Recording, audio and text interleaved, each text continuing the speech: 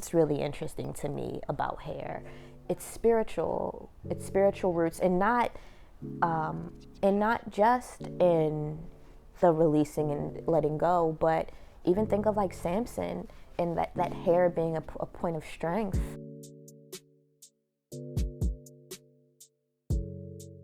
My name is Trae Harris. I'm a performance artist and a writer and a healer, and I'm originally from Baltimore, Maryland.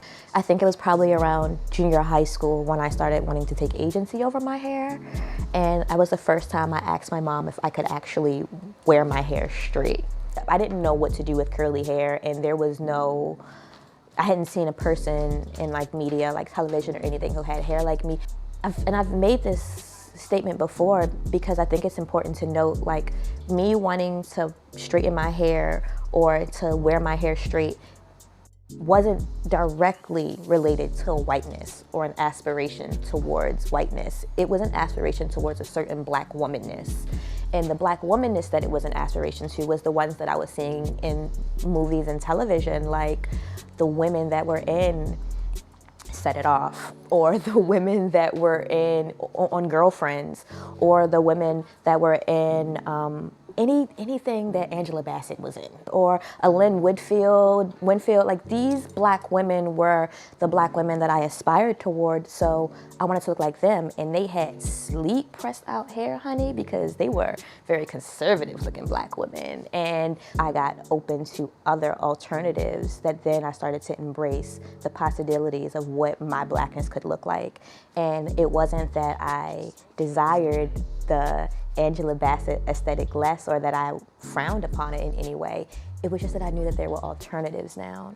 And the alternatives for me became a little overwhelming. So the first thing I did was chop my hair into a bob, and I had hair all the way down my back all my entire life. So that was like a big thing.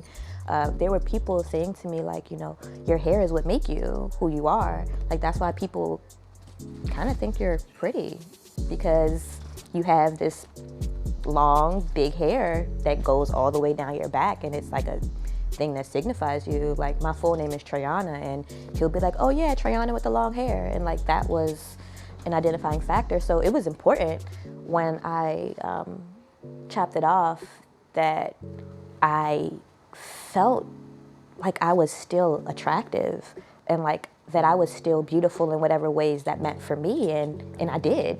I cut my hair and I felt fucking sexy. Me cutting my hair off was also cutting off certain threads and chains that were holding me to a concept of who I thought I was and who other people thought I was. I'm really big on not overwashing my hair. I need it to be as low maintenance as possible. Extra moisturizing, detangler, the shampoo. And I also use my little like Afro pick when I'm like picking my hair out. I usually use Shea Moisture. I like the coconut and the hibiscus.